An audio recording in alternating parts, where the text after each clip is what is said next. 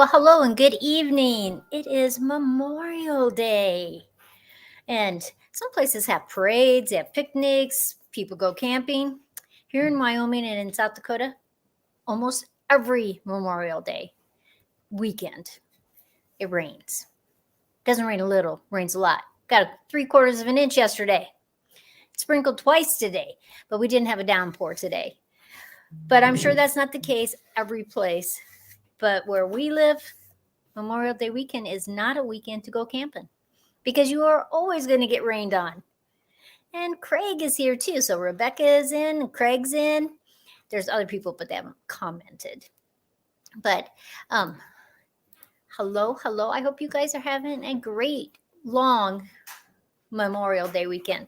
Now, some people have Friday, Saturday, Sunday, and Monday. So that's always fun. And Jeannie is here too. Now, I went to go in earlier and just test everything, and I realized I hadn't even set it up. I thought I had. So I was quickly setting it up to make sure. I figured that most people know that I have 7. My regular people would oh, she's having it. But it's a busy day today. And Henry Leslie, Vermont. Hello. Happy Memorial Day.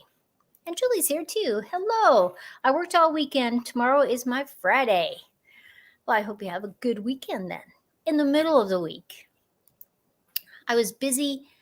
I pulled weeds, I planted, and I made some jams. Now, I have been making jellies, and I did a video on my lilac jelly, my dandelion jelly, and my chokecherry jelly. And today I made jelly out of just strawberries and jams really, out of strawberry rhubarb. Now, my rhubarb has gone crazy with all the rain, and it's been perfect temperature for it. 70s, 80s. The nights are 50s, 60s. So the rhubarb has been very happy. Now, I know that not everybody can grow rhubarb. Like down south, they have a very hard time growing rhubarb. University of Arizona has tried to grow it different times, but they treat it as an annual. They grow it from seed during the whole summertime, and then they plant it out in the fall, and they get a crop. But it's not like when we grow rhubarb. I mean, we grow it, and it's 3 feet tall, and you're just picking it every few days, and it's fabulous. And Diana, hello, good evening. Yeah, that's the problem, that most places in the South don't have enough chill time, which means it needs that winter cold is what it needs. And so it's just not something you can grow. In fact, down in Arizona, sometimes I'll say something about rhubarb, and there are people who don't even know what I'm talking about because they've never had rhubarb jam, never had a rhubarb pie. And I tell you, they're missing out. I like to make this stuff that's called Victorian barbecue sauce. And during the Victorian era, before the tomatoes were ripe, they used rhubarb, and they made this sauce, which was like a ketchup, only it was made with rhubarb instead of with tomatoes. I've made it tons of times. It is always a hit. It is amazing tasting. You can put it on sandwiches. You can put it on meats while you're cooking it. You can just use it as a condiment on the side. It's just fabulous. In fact, I got some on my counter from last year. Julie says that she made it last year. It's fantastic. I have 1 jar left. I have some friends that, Jody and Wayne, some of our good friends, and Jody just thinks it is the cat's meow, that she just loves that. And look at here. Look at this big jar of strawberry rhubarb jam. It's still warm. I had extra, and I didn't have any more jars. I'm sure I could have figured out some jars if I really wanted to. But I just thought, I'll just put it in here and put it in our fridge, and Joe and I can have it until it'll probably be gone by the time we go back to Arizona this fall. But that way I can put it, I mean, I like putting it on pancakes. I like it on ice cream. Strawberry rhubarb is just one of those combinations that is just amazing, right? And the strawberries I use this time, because my strawberries are flowering. They haven't made the strawberries to, so that I couldn't do. But I could find some really good strawberries. Now, I don't know if you can find them in your stores, but they're called premium hydroponically, sorry, couldn't talk, hydroponically grown strawberries. They're huge. But the nice thing about them versus another huge strawberry that you might find in the store is, a lot of times when you buy those really big ones, they don't have a lot of flavor. A lot of times they're even kind of white inside instead of that brilliant red. But the hydroponic ones, though you pay for that, the gel or the jam that I made, just a plain strawberry with the hydroponic strawberries, it was seriously so beautiful. I should have brought a jar over. And Julie says that she makes blackberry rhubarb. Now that would be interesting. Raspberry rhubarb, blackberry rhubarb. I usually have rhubarb till in, depending on the weather, towards the end of July. But I do have a lot of rhubarb plants. And the reason why I grew most of them from seed. But people told me that they only grow, you have to have a certain amount of sun. If you don't have that much sun, they're never going to grow rhubarb for you. Well, I decided I had to test that theory, right? So I have rhubarb that gets no morning sun. It only gets sun about 2 o'clock in the afternoon, and then it's just in the heat of that sun until it sets, right? It's on the west side of the house. Then I have rhubarb that gets it basically all day long. I have rhubarb that gets it all morning to about 2 o'clock in the afternoon. I have rhubarb that only gets it probably about 5 hours of sun. It doesn't get any more sun. And then I have some rhubarb that gets about 7 hours. It all grows. It all is fabulous. So don't listen when people say, you can't grow rhubarb there, because more than likely you can. It is one of those tough plants that once it's established, it's not going anywhere. It is staying. Now, you can always divide those big clumps after you've had them a few years. You just take a spade or a shovel and just whack it in half. If it's really big, you can whack it in fours. Keep one of them where that was, move the other one so you have more rhubarb. F417H, Faith. How are you? And Bunky Girl is here. Good evening, Miss Sandy. Just a little late. I hope you and Joe are having a great Memorial Day. We are.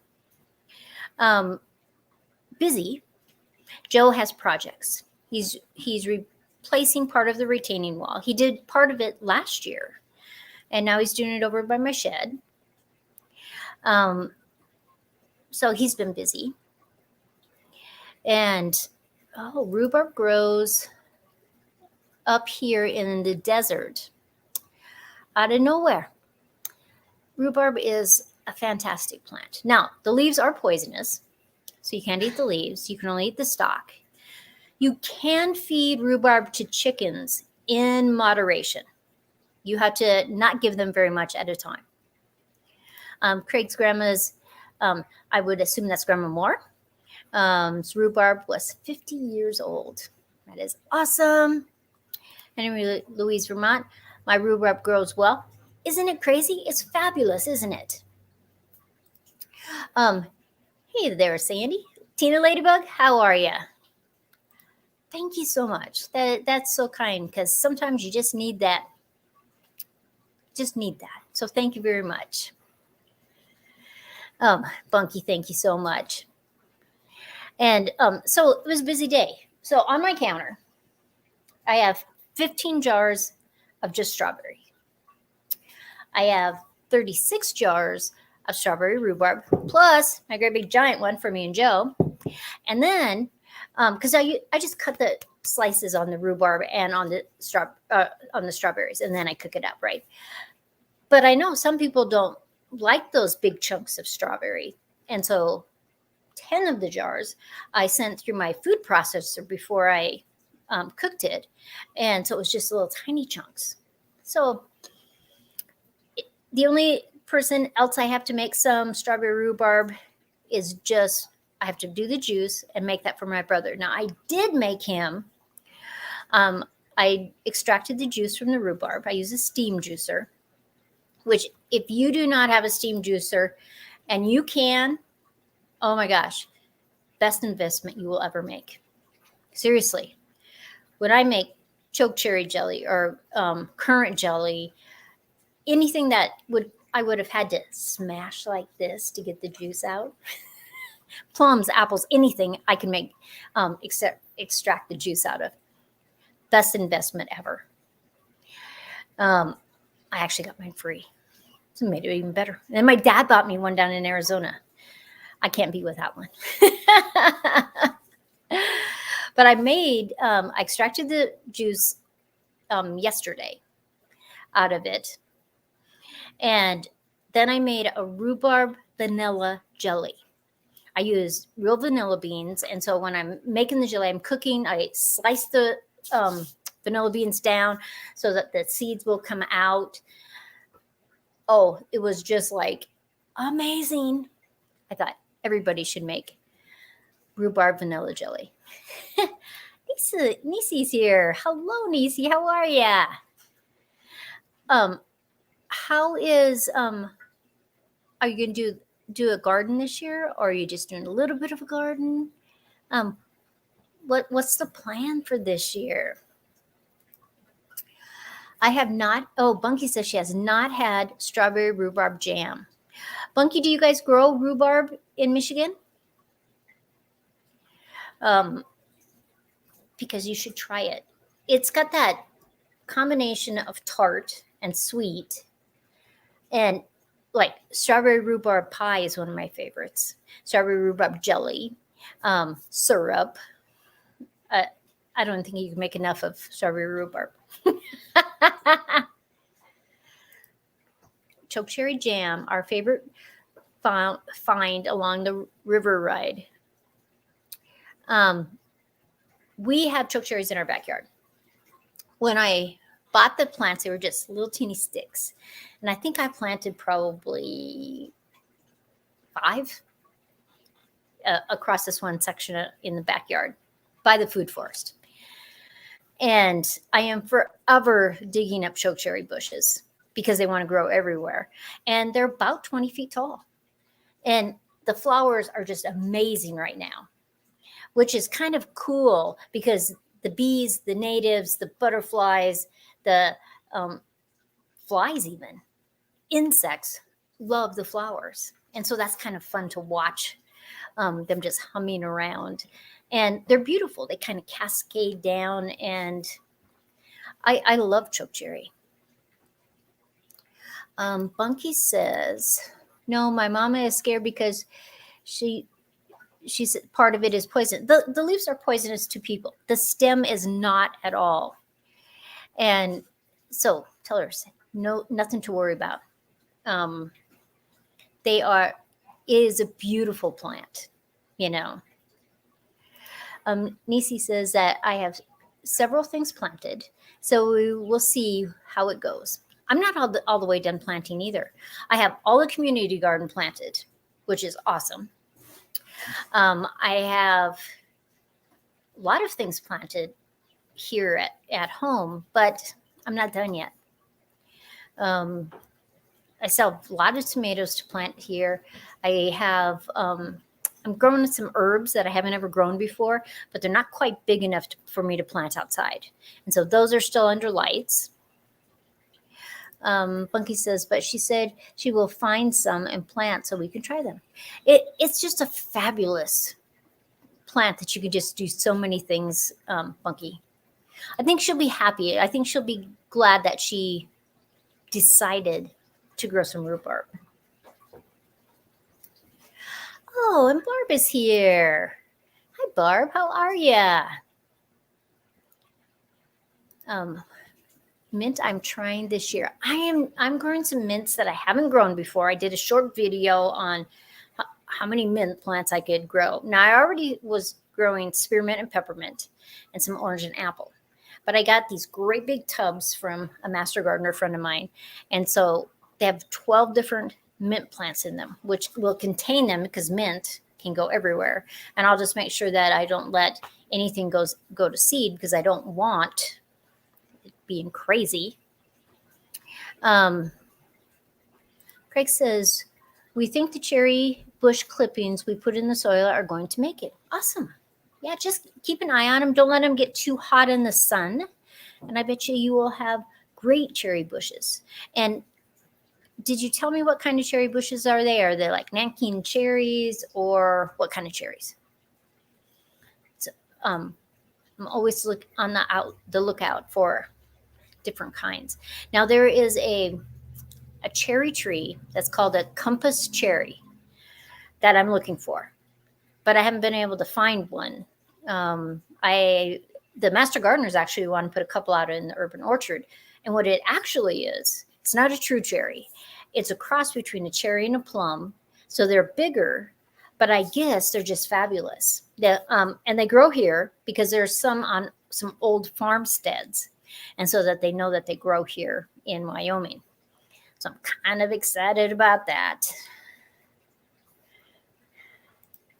I sectioned off a crazy area. Crazy area, like a wild area in your garden? Or just crazy plants to grow?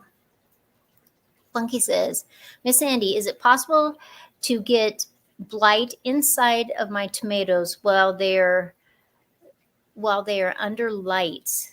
They kind of look like I burned their leaves. The lights can burn their leaves. Sometimes the lights are too close, because the tomato starts growing so fast. If it gets too close, and depending on if you have warm or cool lights, or you have lights like that one, if I get that too close, it can burn the leaves on my plants. Can you get blight inside your tomatoes while they're under lights? I don't think so, but I could do some research on that, Funky. Oh, Craig says he's going to let me know what kind of cherries it is. Awesome. Mint-alicious chaos section. Well, that mint will go crazy. Which is totally okay with me. I just don't want it. My mint that's in the front yard. I just had a little section by the little tiny pond in my front, by my porch. And now it goes all the way down to the street. Sometimes it wants to go in a little bit, but it's pretty good at staying about in that 2-foot area down there. But I tell you, when you walk up and you brush against that mint when you're coming to the house, oh man, does that smell good. That is just like, woohoo, I like it.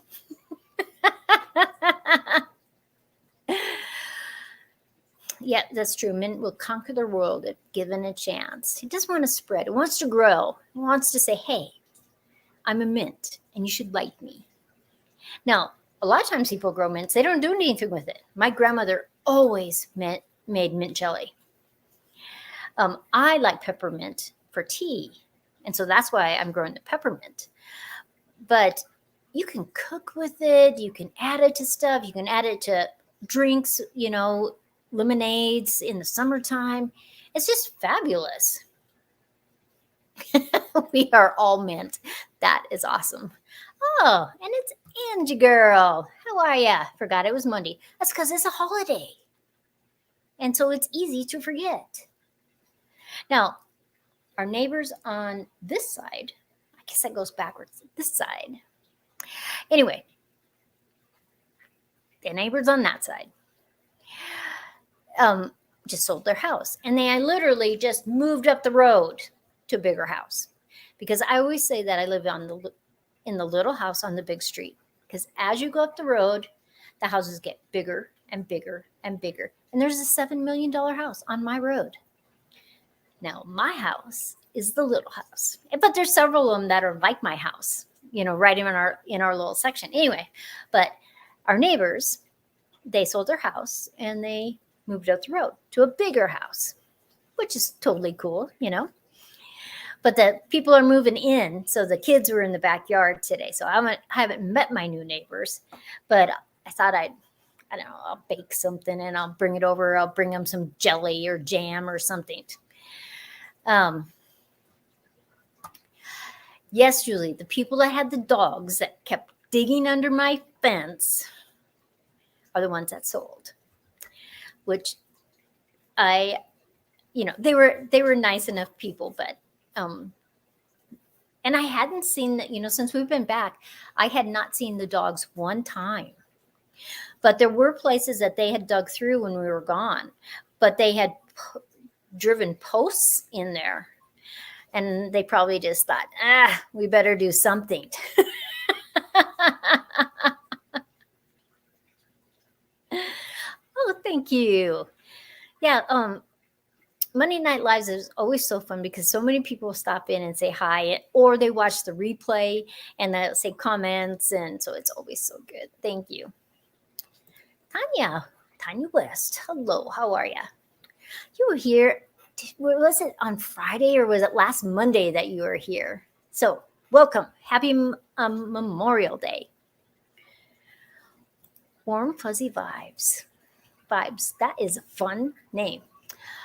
I have some wild mint I pulled out of my plot at the community garden. I'm thinking to grow it in a pot at home. You should, because mint grows great in pots, but you get to confine it so it doesn't go all over the place. You do have to just make sure that it doesn't go to seed. You clip off before those flowers turn to seed, and then you really don't have a problem. And it's just, because mint, like basil, has so many different shades. Some of them are variegated, so they have different colors in them. They have different scents. And just when you touch that, it's a great sensation with all those different smells. So mint is a great thing. It's right up there with basil for me. My friend she has this huge stinging nettle bush. Now, I've grown stinging nettles in pots before, but I haven't ever grown it in the ground. And so she gave me a whole bunch of it. So I took it home and it's in my dehydrator because stinging nettle tea is really good for you. And I like stinging nettles. I like the plant. You can make compost out of it, make compost tea out of it. You can just do a lot of stuff. I listen to you up here often. Just FYI for my partner, I love my radio as well. I love the radio too. I can do a lot of stuff, or I listen to a lot of books on tape, which isn't really books on tape. It's audiobooks. I don't know why I said books on tape because it's not on tape. It's on my phone. But I can't even tell you how many books I've listened to because I can do stuff, because you don't visually have to look at it, but your brain has all that stimulus and I like it. I was just granted a nice pot of sage. Oh, I had sage that grew in my yard. I bet you it grew for 10 years. And I suppose it just got worn out. I'm going to have to get some more sage because I do like that plant. Stinging now does sting. Oh yeah, I know it stings. Sometimes in the big pots that I grow, Joel will walk by and he'll touch it and he'll go, "Oh, I hit the stinging nettles again."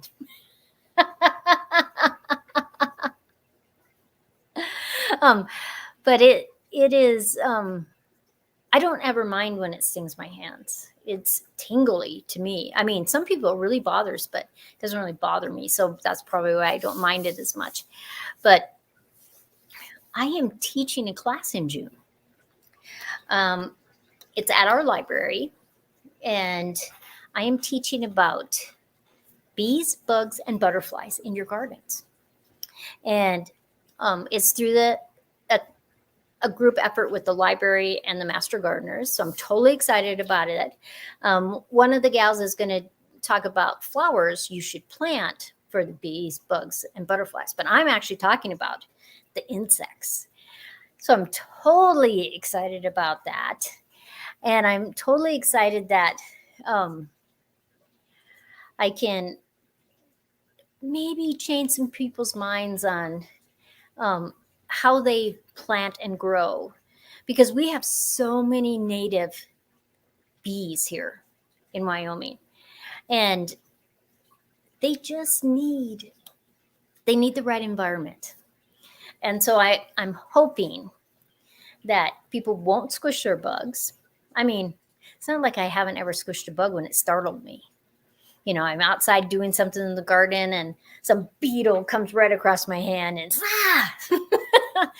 but it's all an ecosystem, and we need to keep that balance, and they need to eat. And some natives only go to certain plants. It's like monarch butterflies. They only go to certain plants. And so I have to make sure that I am growing those plants in my yard if I want to see them in my yard. If you eat stinging nettles or in a tea, it will take the sting from the plant if you get stung by it. Well, I'm going to make tea out of it. It filled up 8 of my 9 trays, and it's all ready. I just have to take it out. And a lot of times when I'm dehydrating, I don't crush the leaves, like basil leaves or like stinging nettle leaves. I won't crush them until I'm going to use them in the tea, or I'm going to, like basil, until I'm going to use it when I'm cooking. Side note, if you're cooking with basil, you should put the basil in the very last 15 minutes of your cooking, because basil will lose part of the flavor if it's cooked too long. So that's just a little side note. I like the big bumblebees. We have those tiny bees. I don't like them as much. I love big bumblebees too, but we have so many little tiny ones. And I have this really good book on bees, and it shows, because flies and wasps and bees, they have ones that mimic each other. And so this book really shows it, so I can say, oh, no, it's not actually a bee. That is a fly, but it looks like a bee. So that's kind of exciting. Oh, that makes a lot of sense. I have lots of milkweed plants. Me too. And I've grown lots of them from seed so that I can have some other kinds. Though a lot of times the other kinds aren't perennials here, but I like what they look like. And the butterflies like them. Yeah, some of those little,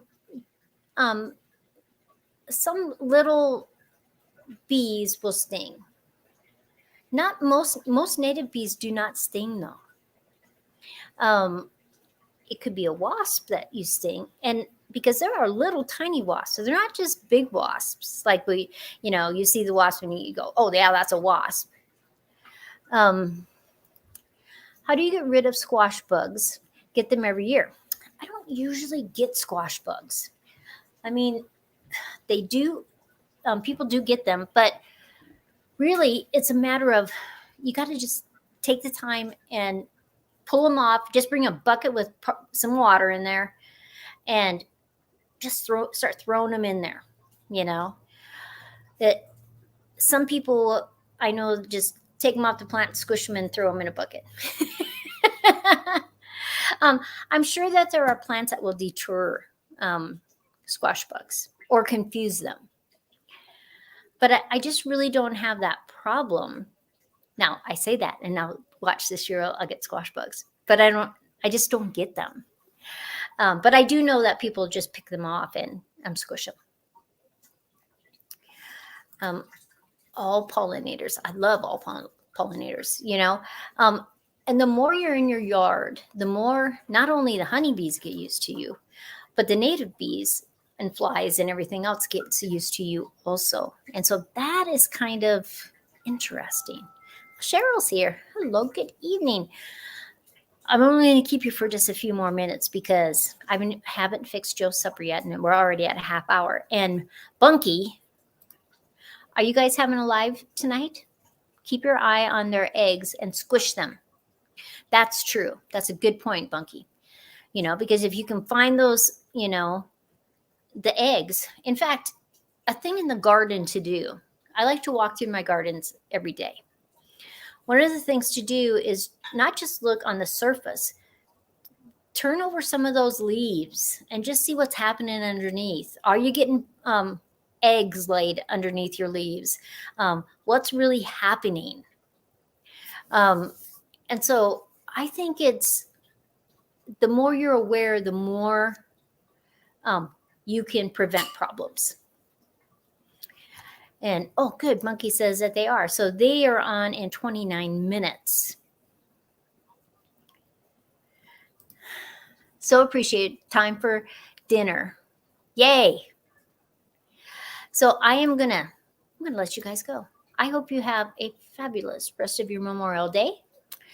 I have a few videos coming up. I do not have Friday Night Lives anymore with Late Night with Nana. I talked about it last Friday because I'm doing the farmers markets and I haven't done them on a regular basis for several years. And I have to be able to cook banana bread Friday night for Saturday morning. So, but have a great week. I hope you stop in and see some of the videos this week. I appreciate you guys. And I will say hi to Joe. Thank you very much. And Angie says she's dehydrating 12 trays of rhubarb. That is awesome. I'm going to dehydrate some because I have so much rhubarb right now. It is out of the world. I mean, I can chop it up and put some in the freezer, but I might as well dehydrate some of it too. Okay, everybody. I think I talked about everything that was on my list. Have a great night. I will see you next time. Bye, everybody.